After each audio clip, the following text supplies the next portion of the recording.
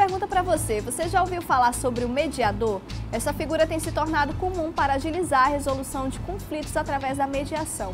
Sem dúvidas, essa nova cultura traz vantagem para todos, pois a demanda no Poder Judiciário diminui e para as partes, a solução construída de forma consensual é sempre melhor aceita e cumprida, o que é muito importante. Para falar sobre mediação e conflitos na relação de consumo, convidamos a mediadora extrajudicial Mayara Lamar, que está aqui com a gente. Bem-vinda à nossa casa, Mayara. Obrigada. Prazer receber você, né, para explicar sobre a mediação. Muitas pessoas acham que a mediação ela é utilizada, por exemplo, só em casos de divórcio, separação. Mas a mediação ela pode ser usada em todos os outros casos, não é isso? Sim, sem dúvidas. A mediação, na verdade, ela é um método de resolução de conflitos em que as partes têm autonomia para realizar um acordo. Então, a gente não observa somente no direito de família, por exemplo, mas sim nas relações de consumo. Não somente nisso, mas nas relações trabalhistas também. Então, atualmente, a mediação, ela deve ser o primeiro caminho a ser seguido para um possível acordo que possa satisfazer as partes ali.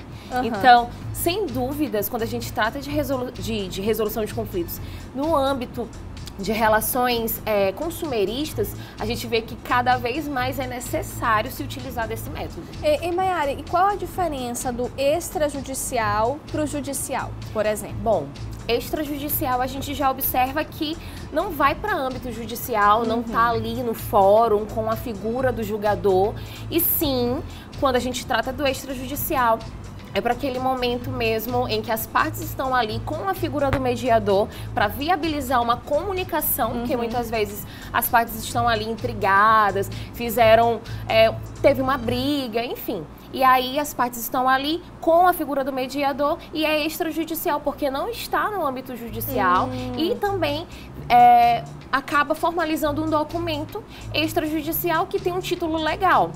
Então, por conta disso, a gente trata de extrajudicial porque não está ali com a figura do julgador, com a figura do juiz. Então, o extrajudicial acaba tendo a resolução mais rápida do que o judicial?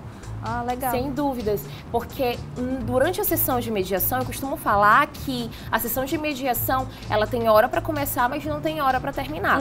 A comunicação ali viabilizada faz com que as partes, né, tenham um momento tranquilo para estar chegando a um acordo, e aí no mesmo momento é realizado um documento que é uma espécie de ata, uma espécie de contrato, em que as partes se colocam lá à disposição de cumprir o que está ali, e aí é um título extrajudicial porque tem um valor legal, e ali mesmo se concretiza um acordo e as pessoas saem, na maior parte das vezes, totalmente satisfeitas. Ai, que legal, né? É porque você, é como você falou, né? Garante que seja o que é acordado, o acordado não sai caro, né? Então, se eu concordo com aquilo que foi colocado na mesa, fica mais fácil de eu cumprir aquilo que me foi solicitado, né? Exatamente. Acho que tudo é uma questão de conversação, acho que fica mais fácil de resolver o problema. A gente trouxe até a ajuda do nosso Plasma aqui interativo, com algumas perguntas, algumas dúvidas, para você entender mais ou menos o trabalho do mediador.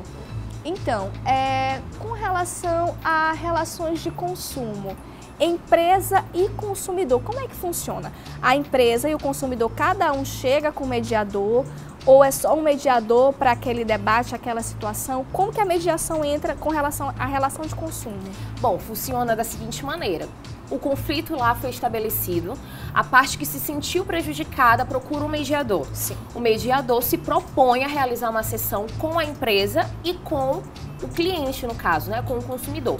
Nesse momento, é um mediador que é imparcial. O mediador fica ali no centro, ouvindo cada ponto, né, de cada lado. Ele tem que estar instruído legalmente, de maneira jurisprudencial, para trazer ali a alusão dos seus direitos e deveres de cada parte. Porque é de fato a imparcialidade, né? Então, o mediador, quando ele é convidado para realizar a sessão para uma resolução de conflito ali, o cliente é que primeiramente o procura. Há casos que a empresa procura também, mas de maneira geral, o cliente procura o cliente que se sentiu lesado. procura um mediador, a sessão ali é estabelecida e aí a gente coloca na mesa, inclusive quem coloca na mesa os fatos, as coisas que devem ser ali reestruturadas é a parte inicial, aquela parte que se sentiu ferida. E aí a mediação ela consegue tomar a sua forma. É claro que o mediador está ali para colocar não somente a ordem, mas o respeito entre as partes e, lógico, se utilizando de técnicas super necessárias que a mediação tem para se estabelecer ali um acordo. Entendi. Então, por exemplo, existem muito com relação a contas de luz, né? Com relação a planos de celular.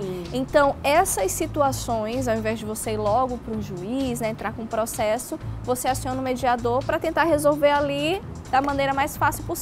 Exatamente. E esse acordo, por exemplo, que conseguiram chegar ali àquela conclusão, ele tem um prazo para ele ser colocado em prática, para ser resolvido ou não? Sim, Jéssica. Na verdade, durante a mediação, como é realizado esse documento que é uma espécie de contrato, lá vão estar prazos, valores, tudo. Então, assim, de fato, gera um documento extrajudicial que tem um valor legal, porque é um contrato ali realizado pelas partes. E quando há acordo, isso existe. Quando não há acordo, tem uma ata demonstrando que houve uma tentativa de acordo. E aí, nessa tentativa, se não deu certo, aí vai para o judicial. Isso. O judicial realmente é a última opção para ser seguida. E, sem dúvidas, a mediação extrajudicial, ela é o primeiro passo para várias possibilidades depois, né? Que às vezes finda de fato na mediação extrajudicial. Na verdade, a gente busca isso. Enquanto mediador, a gente busca de fato trazer a comunicação e os vínculos, que às vezes sai uma parte chateada, ai, não volto mais para essa loja, poxa, eu queria um pedido de desculpa. Ali é a oportunidade do mediador reestruturar os vínculos. Então, isso faz muito importante, Jéssica. Na verdade, todo mundo deveria buscar mediação extrajudicial. É isso que eu ia te perguntar, porque assim, Mayara, às vezes a gente tem aquela ideia, né, de que realmente eu nunca mais vou consumir naquela empresa. Então, por exemplo, antes de procurar o mediador, o cliente que se sentiu lesado, ele vai até o PROCON, e depois procura o mediador. É necessário registrar que ele se sentiu lesado, né? Então ele faz essa denúncia lá, né, com relação ao PROCON, e aí depois procura o mediador. Como é que é esse trecho, né, esse caminho para seguir? Na verdade, a primeira coisa, né, que a pessoa lesada, o cliente lesado, pensa logo, não, eu vou no PROCON, eu vou fazer lá uma reclamação e tudo mais. Tudo bem, faça sua reclamação, mas ao mesmo tempo é necessário que você busque o mediador, porque às vezes a reclamação ali está tramitando, mas antes disso você já buscou uma solução com a empresa. E isso é totalmente, na verdade, muito valorizado até mesmo pelo juiz. Aqui em São Luís, os juízes, eles procuram, na verdade, esse interesse da parte em resolver administrativamente. Então, tudo é documento. Então, se por um acaso houver uma judicialização lá na frente, a mediação já titula um documento que pode ser utilizado também no processo. Entendi. Mayara, eu agradeço muito a sua participação, né, por ter vindo explicar um pouquinho mais sobre as relações de consumo, problemas com relação de consumo todo mundo tem. É verdade. Né? Isso com certeza.